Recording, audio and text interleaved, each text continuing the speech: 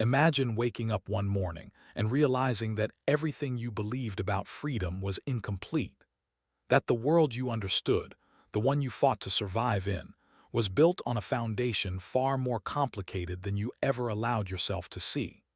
What would you do if you discovered that the chains you escaped were now in your own hands and someone else was wearing them? This is not a hypothetical question. This is the uncomfortable truth at the heart of a novel that forces us to look directly at one of history's most painful contradictions. The book is called The Known World, written by Edward P. Jones, and it won the Pulitzer Prize in 2004. But this is not a book that exists to win awards. It exists to unsettle us, to make us question what we think we know about power, freedom, and human nature itself. The story takes place in Virginia before the Civil War, in a county where slavery is the norm. But here is where the ground shifts beneath you. The plantation owner at the center of this story is not white. He is a black man named Henry Townsend. He was born enslaved, bought his own freedom, and then, in a decision that defies easy explanation, he bought other people. He became a slaveholder, a black man owning black people. This is not a story with clear villains and heroes. This is a story about what happens when survival becomes entangled with cruelty, when freedom becomes confused with power. Henry Townsend learned everything he knew from a white plantation owner named William Robbins. Robbins saw potential in Henry. He taught him to read, to manage land, to see the world through the eyes of wealth and control. And Henry absorbed it all. He wanted respect. He wanted security. He wanted to prove that he could rise above the fate that had been assigned to him at birth.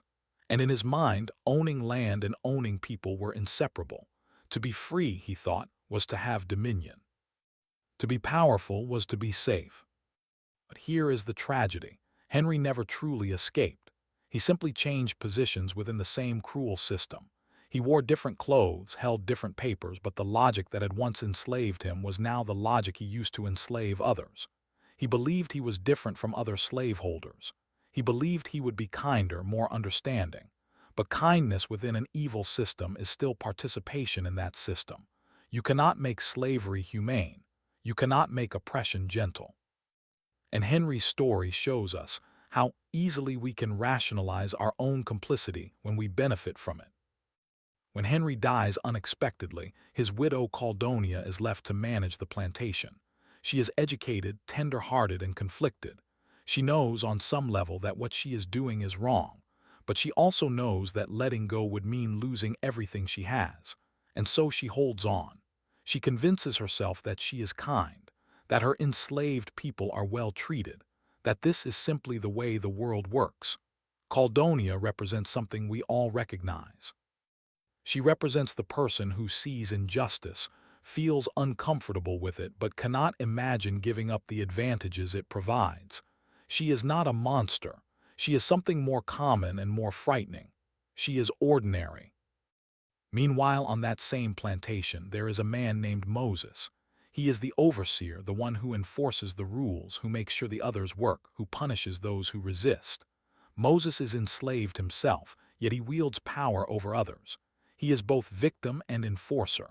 He is trapped in a role that requires him to betray his own people in order to survive. And he does it without hesitation. Because in a world built on dominance, even the oppressed will oppress if given the chance. This is one of the book's hardest truths. Suffering does not automatically make us good. Pain does not always teach us compassion. Sometimes it teaches us only how to inflict pain in return. Moses dreams at night. He dreams of owning the plantation himself. He dreams of having Caldonia as his wife. He dreams of power that is currently just beyond his reach. And these dreams reveal something essential about human nature. We do not always dream of dismantling the systems that hurt us. Sometimes we dream of reaching the top of those systems, of being the one in control instead of the one controlled. This is not because Moses is evil. It is because the imagination itself can be colonized. When you grow up inside a cage, sometimes all you can imagine is a bigger cage. Sometimes freedom itself becomes unimaginable. And then there is Elias and Celeste, two people who love each other deeply. Elias is a skilled woodworker, gentle and thoughtful. Celeste is a woman trying to hold on to tenderness in a world that offers none. They want a life together. They want children. They want what all of us want, a small corner of the world where they can be safe and human, but they are not allowed to marry. They are not allowed to make promises to each other that the law will recognize. Their love exists in the margins, beautiful and fragile and always under threat. Because when you do not own yourself, you cannot truly give yourself to another. Their story reminds us that slavery was not just an economic system. It was an assault on the most basic human relationships. It severed families. It made love a liability. It turned children into property and parents into people who could do nothing to protect them. The cruelty was not incidental. It was structural. It was designed to break not just bodies but spirits, not just individuals but entire communities. And yet, love persisted. People found ways to care for each other. They found ways to create meaning in a world designed to strip it away. The novel does not move in straight lines. It does not follow one character from beginning to end. Instead, it circles and loops, showing us lives that intersect and diverge, that echo and repeat across generations. We meet a white woman who loses her mind after her husband dies. We meet a freed black man who becomes a bounty hunter, tracking down those who escape. We meet children born into slavery who will never know anything else. We meet people who make unimaginable choices simply to stay alive one more day. And through it all, Edward P. Jones never judges. He simply shows. He lays out the world as it was, in all its complexity and contradiction, and asks us to see it clearly. One of the most haunting aspects of the book is how it shows the way systems of power replicate themselves. Henry Townsend did not invent slavery. He was shaped by it, broken by it, and then remade in its image. He believed that by becoming a master, he was becoming free. But freedom and mastery are not the same thing. True freedom does not require the subjugation of others. True freedom does not come from standing on someone else's back. And yet, this is what Henry learned. This is what the world taught him. And when he died, the system did not end. It continued. Because systems are stronger than individuals. They outlast us. They shape our choices before we even know we are making them. There is a character in the book named Alice. She is an enslaved woman who creates intricate maps and artwork in secret. She draws the world as she imagines it could be. She creates beauty in a place designed to destroy it. And her art is an act of resistance. Not the kind of resistance that overthrows governments or breaks chains, but the kind that insists on seeing beyond what is permitted. The kind that refuses to let the imagination die. Alice represents something crucial. She represents the part of us that refuses to accept that the world as it is must be the world as it always will be. But Alice also suffers. She is punished. Her art is hidden, misunderstood, eventually lost. And this too is part of the story. Resistance does not always succeed. Beauty does not always survive. Goodness does not always triumph. And yet the fact that Alice created it all, that she imagined it all, matters. It matters because it proves that even in the most crushing circumstances, the human spirit finds a way to express itself, to insist on its own existence. Her maps are not just drawings, they are prayers. They are dreams made visible. They are evidence that she existed, that she thought, that she hoped. Think about Henry's parents. They were enslaved. They worked for years to buy their son's freedom. They sacrificed everything so that he could have a chance at a different life. And then they watched him become a slaveholder. Imagine that heartbreak. Imagine working your entire life to free your child only to see him embrace the very system that enslaved him. And yet they still loved him. They still visited him. They still hoped he would change. This is the complexity of family. This is the complexity of love. We do not stop caring about people just because they disappoint us. We do not stop hoping they will become better, even when all evidence suggests they will not. This is not just a story about the past. This is a story about the present, because the logic that allowed a black man to own other black people is the same logic that allows any of us to ignore injustice when it benefits us. It is the logic that says survival justifies cruelty. That prosperity justifies exploitation. That personal success is more important than collective humanity. And we see this logic everywhere. We see it in workplaces where people abuse the small amount of power they have. We see it in communities where the marginalized turn against each other instead of against their oppressors. We see it in ourselves when we choose comfort over conscience. The known world asks us to sit with discomfort.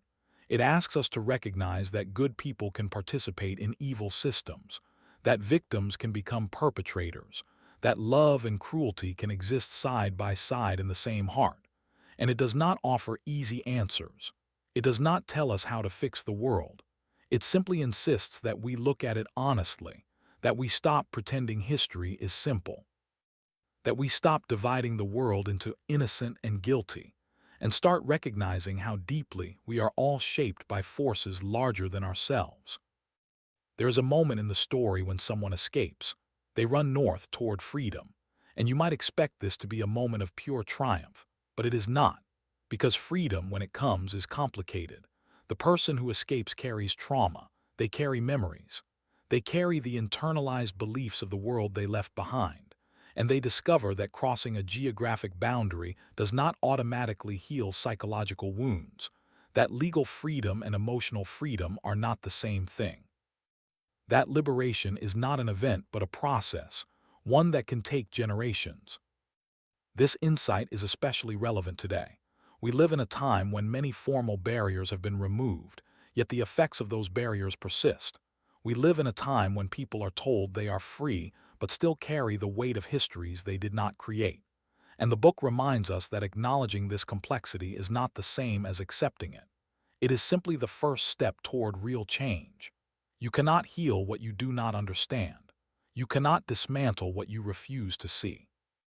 And yet there is something profoundly human in this story. Even in the darkest moments, people still love. They still dream. They still create. Elias makes beautiful things out of wood. Celeste tends a small garden. People sing. They tell stories. They hold on to slivers of dignity in a world designed to strip it away. This is not a book about hopelessness. It is a book about the stubborn persistence of humanity even in the face of inhumanity. It is a book about the small acts of resistance that do not change the world, but that keep the soul alive. Why does this book resonate with modern readers? Because we live in a world where power is still unevenly distributed, where people still justify their advantages by believing they earned them through merit alone, ignoring all the systems that made those advantages possible, where people still suffer under structures they did not create and cannot easily escape, where the past is not really past. It lives in us. It shapes our present. And until we understand it, we will keep repeating it. Edward P. Jones wrote a book that refuses to let us look away. He wrote about a world where the lines between oppressor and oppressed are not always clear, where freedom is not a simple binary state but a complicated negotiation with power, with history, with the choices of those who came before us. And he did it with such grace, such precision, such deep understanding of the human heart. He did not write to make us feel good. He wrote to make us think, to make us question, to make us see. The beauty of this novel is also in its structure. It does not tell you what to feel. It does not guide you toward a neat conclusion. Instead, it presents you with a world in all its messy humanity and trusts you to wrestle with it. Some characters you will want to forgive. Others you will struggle to understand. And that struggle is the point, because real moral complexity cannot be resolved with simple formulas. It requires us to think carefully, to feel deeply, to recognize that understanding someone is not the same as excusing them. So what do we take from this? What do we do with a story like this? We sit with it. We let it change us. We recognize that the world is more complex than we want it to be, that the fight for justice is not just against external enemies, but against the parts of ourselves that have been shaped by unjust systems. We learn that freedom is not just the absence of chains, but the presence of a world where everyone can be fully human. And we understand that building that world requires more than good intentions. It requires a willingness to examine our own complicity, our own comfort, our own inherited advantages. The known world is a mirror, and mirrors do not lie. They show us what is there, whether we are ready to see it or not. The question is not whether the reflection is painful. The question is whether we are brave enough to look. And once we have looked, whether we are strong enough to change. Whether we can imagine a world beyond the one we inherited. Whether we can build something better, not just for ourselves, but for everyone. This book does not give us easy hope, but it gives us something more valuable. It gives us clarity. It gives us the truth. And from truth, real transformation becomes possible. It gives us the courage to ask hard questions, to look at our own lives and ask, where do we hold power? How do we use it? What systems do we participate in without questioning? And what would it cost us to step away? These are not comfortable questions, but they are necessary ones. And the known world insists that we ask them, not because it will make us feel good, but because it will make us better, because it will help us see more clearly.